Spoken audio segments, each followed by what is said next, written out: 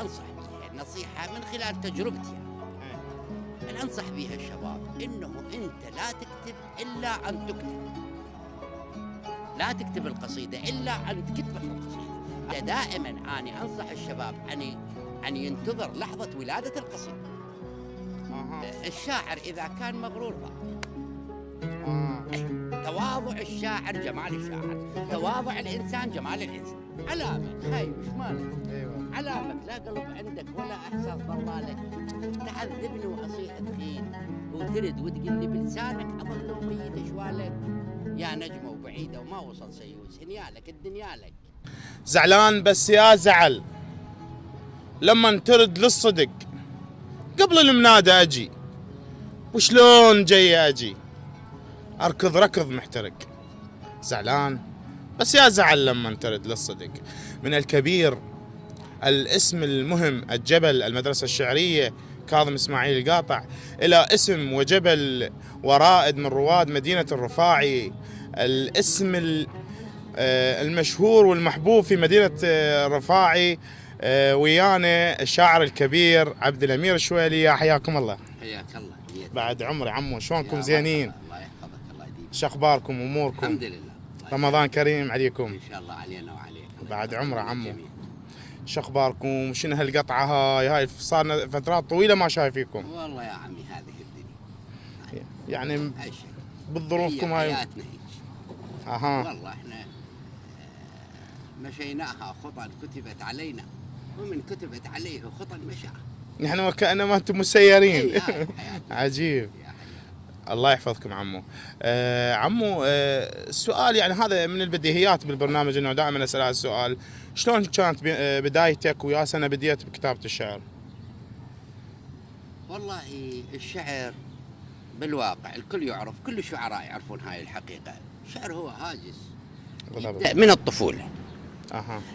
تزيد روافد ترفده إذا كان مثلا العائلة شاعرة، إذا كانت المنطقة شاعرة، إذا كان الجو المحيط بالإنسان جو شعري، تبدأ يعني على ضوء البيئة. أنا عشت في بيئة بالسبعينات بداية حياتي بال71 دخلت الابتدائية. هاي المرحلة كان جو الناس هو الديوان العشائري، والدي كان من عنده ديوان عشائري ويتقون عليه، يجون عليه أصدقاء يسولفون بالشعر، كانت الإذن صاغية وصار التأثر والحمد لله. يعني بدأت بذاك الوقت مع يعني وجود إنه الرافد الوراثي أيضا، الوالد شاعر والخال شاعر، وأكو رافد وراثي. ماكو أحسن من هيك بيئة لك. يعني عائلة شاعرة كلها. نمت. وجيل السبعينات، أيام السبعينات معروفة هي أيام مرت على العراق، أيام جميلة بيها استقرار سياسي، بيها استقرار ثقافي، بيها استقرار اقتصادي. يعني لحد الثمانين هي أجواء حلوة، جو حلو. الساعد. صارت أكو الحركة الأدبية والحركة الثقافية نشأت بنشاط بالسبعينات، بداية الستينات، منتصف الستينات إلى السبعينات، إلى نهاية السبعينات. عريان السيد خلف موجود، كاظم إسماعيل القاطع موجود، مظفر النواب موجود، تأثر موجود. مع أنه أنا لا أنسى، وهاي أقولها في كل مكان، دور المعلم اللي درستي كان يحب الشعر أيضا، واكتشف الموهبة على طفولتي بالرابع ابتدائي، وأنا كتبت القصيدة. يعني هو؟ هي ما موجود عادل. الله يحفظك. علي خير الله جاسم من أهل البصرة، الله يسلمك. فبدأت كتبت الشعر بالخامس ابتدائي. أي بس ما أذكر ذيك الأيام، ولكن أنا كتبته بالخامس ابتدائي. تذكر أنه أنت كنت ملهم بهذا الشيء؟ يعني أنا قريته بالاصطفاف، قريت من شعري قريت بالخامس ابتدائي، وبدأت بالأول متوسط. بدأت يعني بذيك اللحظات كان اكو تأثير الوالدك يعني بذيك اللحظة انه يعلمك هيجي؟ ما كان اكو مثلا احنا عندنا اجواء التعلم، وانما يعني يعلمك بمعنى كلمة التعلم، يعني يقصد انه يعلمك، وانما انت تتعلم من خلال الحديث ومن خلال استماعك اليه. احنا ما كان عندنا منفذ، يعني أنا بالريف ما كان عندنا منفذ بجانب آخر غير أهلنا. يعني أنت شو عندك؟ مدرستك، تروح للفلاحة أو العمل الزراعي، ترجع البيت أبوك واللي عليه يتناقشون، أنت تقدم لهم الجاه. فيصير التأثر. يعني شلون ما يصير؟ أنا أبيوت يعني من بدايات حفظي، يعني حافظ الوالدي الله يرحمه ايه بيت أوذية يقول بصياح الغطرفان أسروا ولد راج، الله. بصياح الغطرفان أسروا ولد راج وبديهم نحلوا حيلي، ولا ادراج. شابح صرت لا خطرج ولا ادرج برجاك انت وتظل مبعد عليه. يا سلام. يعني هذا رجل توفى بال 86 كتبه بهذه الكلمات مثل ما سمعت بصياح الغطرفان. الغطرفان هي القنبرة. هاي التغريد مالها يكون قبل صلاة الفجر. بصياح الغطرفان أسروا ولد راج وبديهم نحلوا حيلي ولا درجة.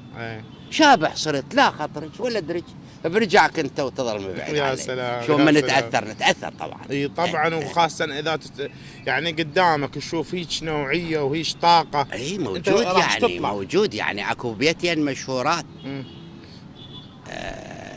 الصديق والدي والوالدي يعني قال حجي غتر، اسمه حجي غتر عن نعيثل، قال له ابو علوان، قال له ابوي اسمه ابو علوان، قال له يتوسط الشمات حملانه ويطيح، لا بي نوضا به والغيري ما صيح. جاوبه قال له لو وقع يوم شمات حملانه خليه اوشي بسوية الناس واتفرج عليه. موجود يعني. احنا اجواءنا اجواء خاصة عشائرنا اجواء شعرية وادبية ما كان الناس عندها غير هذا الحكي. يعني كانت اغلب تعلولاتكم بالليل وهي كلها شعرية. ما عندهم شيء لانه ما عندهم تأثر مثل الآن. يعني مجتمعنا الآن تأثر بالإعلام وتأثر بالفضائية وتأثر بالضبط. لا هم حكيهم بميراث. يعني وانت يعني نرجع لموضوعنا انه انت من هنا بدأت انطلاقتك. طبعا. يا سنة يعني تقدر تقول بديت صعدت منصة يا سنة بالضبط اذا تذكر؟ المنصة صعدتها تقريبا 81 82. حسب ما اعرف انه انت بداياتك هي او انت ابن الدوايه. بلي بدايات فانت اول صعودك كان بالدوايه نعم او بالشطره؟ لا بالدوايه. بالدوايه. يعني كان انضميت انا الى جمعيه شعراء ذي قار 83 84. اي بس كبدايات 81 80 81 بعدني طالب متوسطه لان انا دخلت دار المعلمين 82 83. من رحت هناك دار المعلمين للناصرية التقيت هناك بالشعراء والتقيت بأسماء معروفة يعني كاظم علوان العسكري الله يرحمه، صفية نصر الله يرحمها، علي نور البازي، اي موجودين شعراء، كاظم السعيدي، موجودين شعراء موجودين لهم أسماء واضحة. نعم شعراء ذي قار دائما هم لهم حصة الأسد يعني مو قليلين. مع أنه أنا اللي مدرسني بالابتدائية درسني قاطع جدوع أحمد أبو ثريا موجود بالقلعة، توفى أول عام من شعراء اللي اللي محرومين يعني حارمهم الإعلام للأسف. أي يعني قاطع جدوع يعني ما أخذ استحقاقه. أي ما أخذ. هو وصل إلى قرب بالتلفزيون وكذا إلى مواقف لكنه ضجة كصعود بالضبط كضجة عريان ببكتو. لا. بس لا تنسى يعني هناك كان الإعلام مو الآن مثل هذا إعلامنا موجود.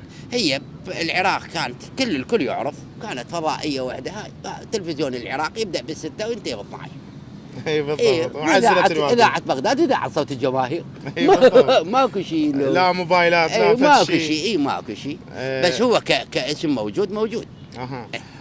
عمو على طاري الايام القديمه وايام زمان ممكن سمعنا قصيده من ايام زمان؟ اي اقرا لك قصيده.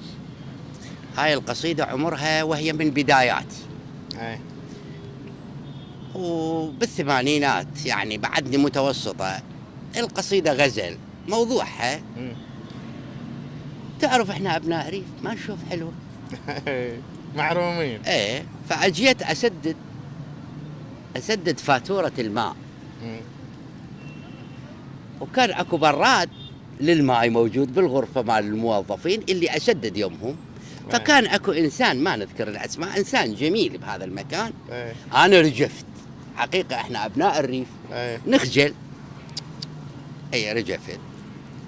فهذا الانسان الجميل، الانسانه الجميله حتى يكون واضح ايش بيك شنو انا تعرف شباب متجاوز عمري 16 سنه 15 سنه ما عندك جرأة. اي فكتبت القصيده ورجعت ثاني يوم قريتها له. الله. واي فهي بيت اكتب لك رساله اي والقلم حبر نشا والقلب ذاب بمحبتك والقلم من امتلوا باسمك رشا. انا من يوم اللي شفتك والله حبيتك يا حلوه بلاعب الله. وبحجة اشرب ماي طبيت لغرفتك وشفتك تورقين يا حلوة بملف وانغمى علي بحضرتك واحتقد وجه الخضر. استند باثنين يدي على المبرد اخفى رجفه عملت بي من الجدم حد الزلف والقلاص الشلت بيده هو يا حلوة الفضح لشدة الرجفة وصلته وهو انضل يرتجي.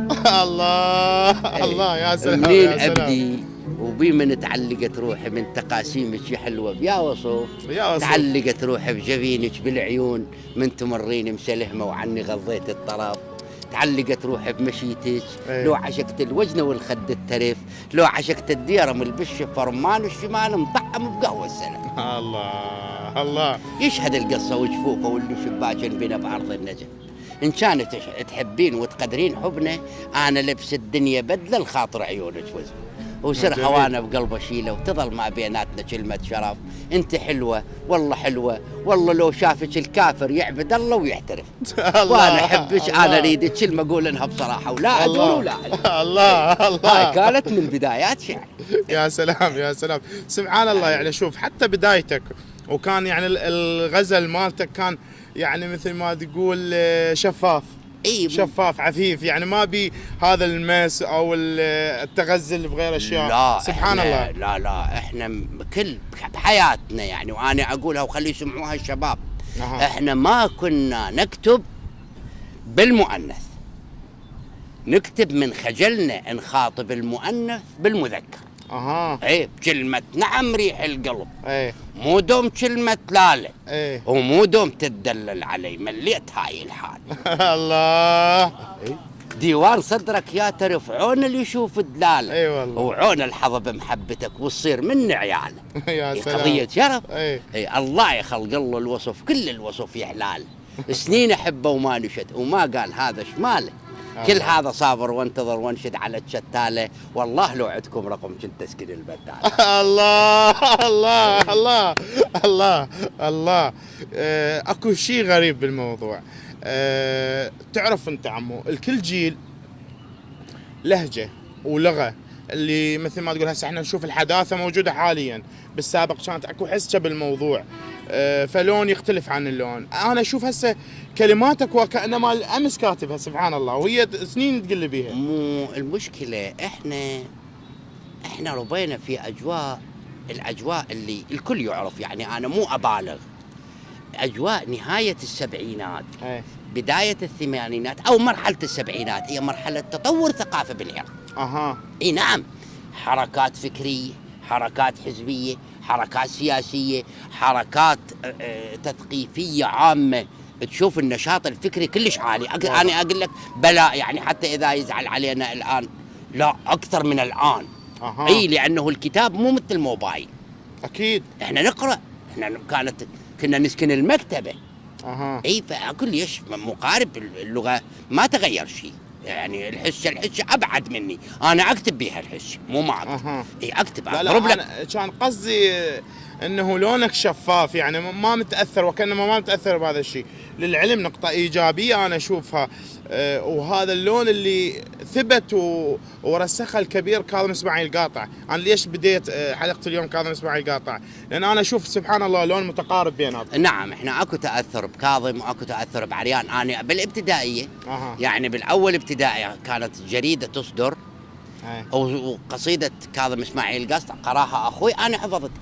انا بعد ما اقرا يعني انا بالاول ابتدائي ناجح للثاني انتهينا وانتهى الما ينتهي وخلص حكينا وبقت قطرات الوفا المذبوح تتناثر علينا. يا ما كتلنا العطش وبجدح شفهم روينا يا ما ضربتنا الشمس وبست قصايبهم غفينا. حفظناها من ذاك التاريخ.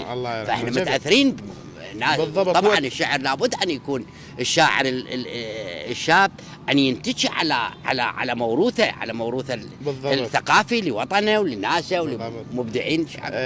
فمنها من انا اجى سؤالي، بس هسه سؤال ثاني نقدر نتفرع به وعلى ضوء انه الشاب لازم يتاثر. يعني هسه كشوف انت الوسط الشعر الحالي، يعني شو توجه له كلمه كأنت اب روحي انه اللي انصح بيها نصيحه من خلال تجربتي يعني. اللي انصح بيها الشباب انه انت لا تكتب الا ان تكتب، لا تكتب القصيده الا ان كتبك القصيده. انا عندي مطلع قصيده ما اريد اقرا لك اياها الان، يجوز مو وقتها. اقول بيها مو دوم القصيده انا اللي اكتبها، مرات القصيده هي تكتبني واصير اني قصيدتها. الله. انا دائما ابدا مو انا ومعظم الشعراء يبدا يخاطب القصيده اولا. يعني يبدا اداور بالقوافي وتهت بالافكار وخانتني القوافي وما رضت تلتم، دورت المعاني وعددت اصناف علمها ويم مقام حسين تتلعثم، يعني قصيده دينيه. كفو. فنبدا نبدا بالنقاش مع القصيده نفسها. بالضبط. فانت دائما اني انصح الشباب ان ينتظر لحظه ولاده القصيده. يعني القصيده إلها ولاده، يعني ما يكتب من اجل الاعلام. لا ما يكتب، لا هو خليه يكتب من اجل الاعلام، لكن لا يسخر نفسه في وقت غير مهيئ به للكتابه. الله. يعني المفروض به هو انه متى ما حس انه يريد في داخله شيء، يريد يطلع من صدره حزن عايش وسط روحي، يدور ما لقى منفذ، تشرد من حزن هالناس وانا بحزاني اتلذذ. هذا اذا شاف يدور ما لقى منفذ خليه يكتب. مو يكتب يبدع راح. بالضبط. لحظة الكتابة مع ولادة القصيدة تكون إبداع للشاعر، راح تفجر هاي الطاقة. ينتظر هذه اللحظات ولا يضيعها. إذا كان في سفر هو بسيارة وأجت لحظة الولادة، أجت الفكرة وتبلورت، خليه ينزل من السيارة يكتبها ويطلع المرة ثانية، لا يضيع وقت. والله. لأنه إذا ضاعت لحظة ولادته ما ترجع. بالضبط. فهسه هاي نصيحة أولى. نصيحة ثانية ولو أتعبتك أنا. الشاعر إذا كان مغرور ضاع.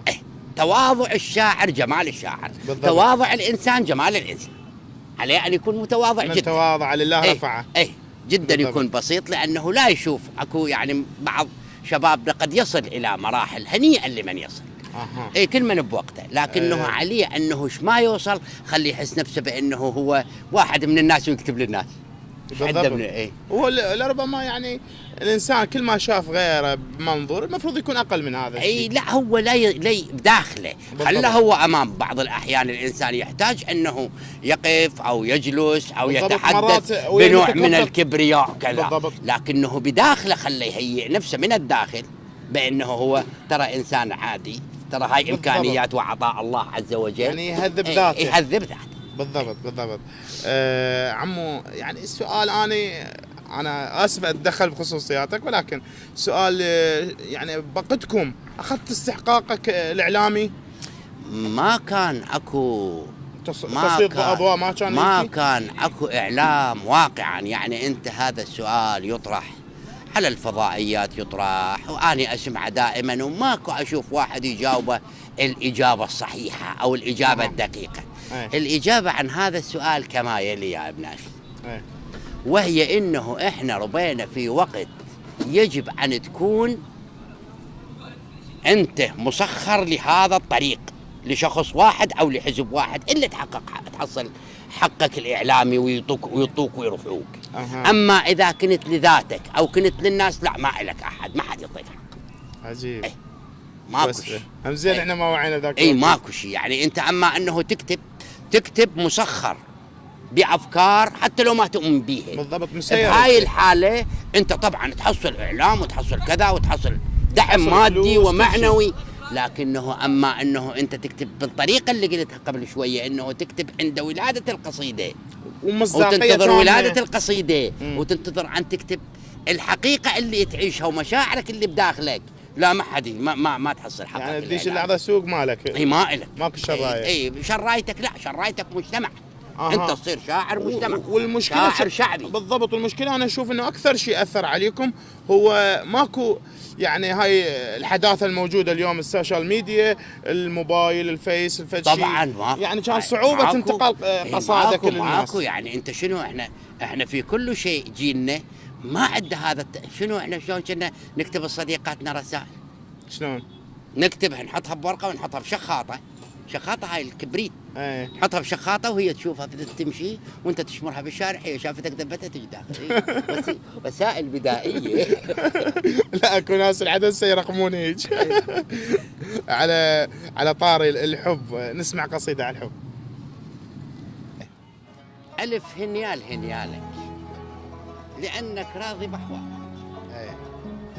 ولأنك شاتل هواي ولا يوم الطحت مشتول ومر عليك شتالك، ولأن سمك نفخ عربيد وأنا نفخ عقرق ما يوم وصل لك وتر بحالك. الله. علامك خايب شمالك، اي والله. علامك لا قلب عندك ولا إحساس ضلالك، تعذبني وأصيح تخيل وترد وتقول لي بلسانك أظل لو ميت أشوالك، يا نجمة وبعيدة وما وصل سيوس هنيالك الدنيالك، قال مخلص حياتك باللعب والطيش وأنا مخلص حياتي مدوبة حبرالك، ايش تظن أطلب أخرب قبلتك لو أسلب اسمالك، لا والله فرد فنجان أريد اللي من هذا المضيف الشايل دلالك. الله. هنيالك ألف هنيالك هنيالك نمت مرتاح. ايه. ترف يا وجدتك تفاح. الله. ألف عونه الحصد وردات اللي بخدك وبيه يشتغل فلاح. يا سلام. هنيالك ألف هنيالك. الله الله. سمعنا وجداني منك عمو. بالقضيه الحسينيه، يعني كاتب قصائد حسينيه؟ والله كاتب وموثق، والشعر بالنسبة إلي أكتب الشعر الحسيني بطريقة خاصة بي. اها. اي اكتبه كدعاء، أنا ما أدخل بالتفاصيل الخيل وهاي وكذا، ولا أكتبه للرواديد، أنا أكتبه قصيدة عمودية قضاء حاجة. اي. فمن ضمن ما كاتب أي. قصيدة موثقة وناشرها، أنا أقول بيها مو دوم القصيدة أنا اللي أكتبها، ايه. مرات أقول بيها، لا العفو، أقول بيها أداور بالقوافي وتهت بالأفكار، ايه. وخانتني القوافي وما رضت تلتم، ودورت المعاني وعددت أصناف لمها ويوم مقام حسين تتلعثم. الله. التمت فوج واحد وسجدت لحسين، زحفت لزحف رادت فقط تشتم، من عطر الاسم مو من عطر مثواه، لا تغسل قوافي جابها على الدم. الله. اكتبوا اوصفوا تيهوا بمحيط حسين واسع، بسفنكم كلها تتحطم، عميق ومتسع وافكارنا صغيرات. الله. لكن بلبل ابراهيم ما يندم، الله. يترس حلقه ماي ويمطر على النار، يعرف ما يطفي النار بس قدم. شن قدم إلك يا حسين ما نوفيك. الله. لكن بلبل ابراهيم ما يندم، يترس حلقه ماي ويمطر على النار، يعرف ما يطفي النار بس قدم. شن قدم إلك يا حسين ما نوفيك، يا بحر الكرامة وتاجها الأعظم، يا أبو الأحرار، يا منقذ سفينة نوح، يلي ذكرك يونس بالتطام اليم، اللي يطب لحضرتك مولاي يعني يطوف بيت الله، أو دوا من تربتك بلسم، جيت بدمعتي أترجاك يا مولاي تقبل دمعتي وتبني لي المهدم، ترى من غيركم يعناني ما موجود، سفينة نوح أنتم والصعد يسلم، يا ابن البتول ويا ابن داح الباب، يا ابن الرسول ومنشأك زمزم، طلبتي والعمل ودموعي والارجاء، اسمي يم حبيبي السجله وينضم، ووقف بالقيامه بموقف الانصار واشبع شوف منك سيدي وحسن. الله. احسنت، ميزان حسناتك. الله يحفظك. ميزان حسناتك عظيم عظيم. نقدر نسمع قصيده ثانيه حسينيه؟ والله يعني صدمتني، الله شهد جمدي تماما. الثانيه عن الامام علي سلام الله عليه. اقول بيها الحزن لو راد يغزو الروح ما ينشد على البيبان. الله الله. الحزن لو راد يغزو الروح ما ينشد على البيبان، يطب لك طبة المعلن، يجي لك جية البطرة، يطب قلبك ويلعب بيه ويترك بيه ألف نيشان، وطبع بالبير ما يبعيد ما يوم التعنى وصعد للعطشان. الله. وطبع بالمطر من يمطر يخر للقاع، لجفوفك يجي لك جية الولهان. الله. طبع العالي الطناس ايه. والواطي بخيل وكل وقت بخلان، وانا تعلقت باسمك يا العالب وجودك عالب البنيان، يلعفت الذهب وتعلقت بالصوف، الذهب خرع لقبرك مستعي وخجله. الله. يلعفت الحكم والناس تبكي عليه، وحدث يوم السقيفة وداسوا الوجدان. يل ما دنقت من وقفوا بصفين ورجعوا للخديعة ورفعوا القرآن. الله. علينا تلملمت نلتفت ماكم عين، يا عون الضعيف ومشبع الجوعان. اي والله. يا بعل البتول ووالد السلطين، يا وارث محمد، يا المطوع الجان، يا باب المدينة وترجم القرآن، يا راعي الشفاعة بوضعة الميزان. الله. أنا عبدك يا عالي وذاكرك نخاي، إيش عجب أنت تركت عبدك يا عالي الشان. أنا أحتب يا حيدر من يمسن الضيم، شلب أهل الكهف من رافق الفتيان. الله. أريد أن الله. دنيتي دنيا غريب إيران، أريد أن دنيتي دنيا غريب إيران، وأريد الموت موتة أبو الأكوان، وأريد أنك وياي بشدته وبالخير. عبد عندكم يا حيدر واطلب الإحسان. عبد عندكم يا حيدر واطلب الله. الإحسان. الله. الله. سبحان الله. اكو شيء لازم اقوله. كل شاعر عنده خلفيه علميه، فجاي اشوف اغلب الشعراء اللي كانوا يعني مثل ما تقول اكاديميين، اصحاب دراسات، تلقى طبقه معرفه وثقافيه عاليه بقصيدته. فقصيده ناضجه سبحان الله، قصيده عظيمه، مو امامك امانه. الله ولا ورأيي بيك مجروح، ولكن قصيده اذهلتني امانه. الله يسلمك. هنيان نبيك. ما من الله يحفظك. هنيان الله نبيك. يديمك. الله ابو ذياد، تتذكر شيء من نتاجك القديم؟ والله من القديم والحديث. ايه. آخر أبدي ايه. هومش ايه. وانفش براسي ايه. وملش عليك ولا نشف دمي ما ملش. وملش ايش توفي ايش راح تعطيني، وما ليش اللي يعوض ساعة من فرقاك لي.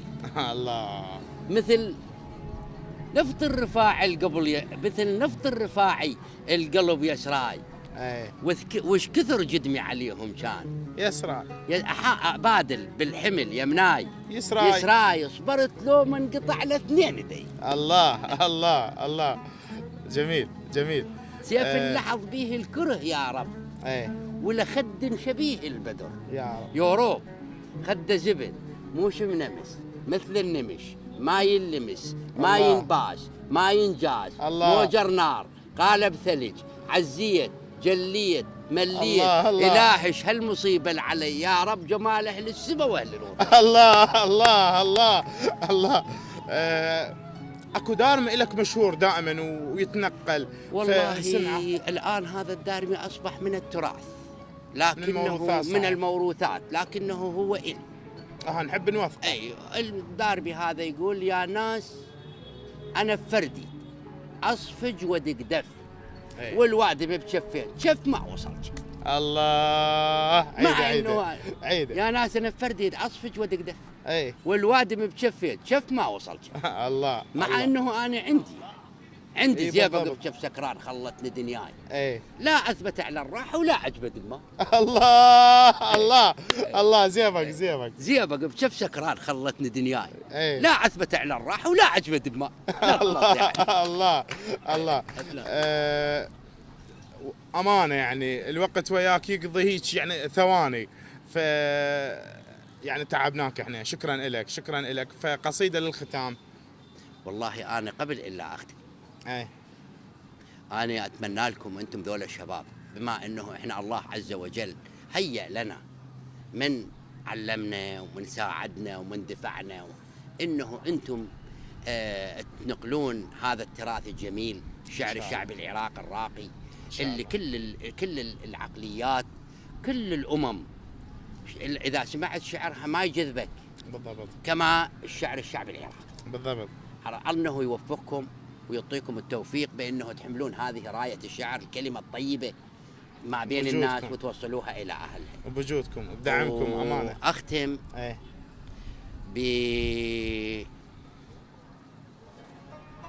وقف يم بحر جودك. ايه. وقف يم بحر جودك دانق المكسور، وانا بغير مردوم ماكو عندي شراب. ايه. سيل او ضرب زرع بتوزة المحصول، ما خلى العود وقشط وجه القام. الله. الله. انا زارع نخل ودنتظر شبشاب، طلع شيص التمر لا اكل لا ينباع، علي ترادفا طقات وقت ارداف، نداف القطن من يطق طقه بساع. الله أشاجب الله والتواثي وموازية الذرعان، يا سلام. وابن عم اليطق والشرك بالمرضع. ها عندك فزع وانا على هذا الحال، ومن ثارا بوجهي يلحق الفزاع. معقول الدمع يشبه نزيز القاع، لو ريحة الله. البردي تشابه النعناع. الله معقولة الكراب والنثار والسقاي والكظمنجلة وحاصود باع بباع، يجي النايم ضحى والعابد بمجناق، والمتيه الخمسة يجسمون أرباع.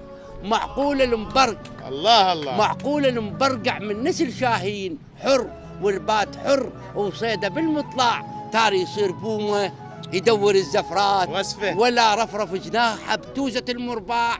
اعتب على الحادث طق ذلوله وراح، او لا تلوم الفصيل الخلص صبره ولاع، او لا تلوم البدر لو حجب نور الغيم، ترى الغيم اللي ضيع لومضة اللماع، ترى الغيم اللي الله ضيع الله لومضة الله الله الله. عظيم عظيم، أمانة طاقة شعرية عظيمة الله يحفظك. عظيمة. الله هنيان بيك، الله يسلمك. هنيان بيك، شكرا لك. الله يحفظك. تعبناك. ممنون منك. ممنون منك عمو، أشكرك شكرا عمو. لك، الله شكرا يسلمك. تلبية الدعوة. أشكرك. شكرا لك الله عمو. يحفظك.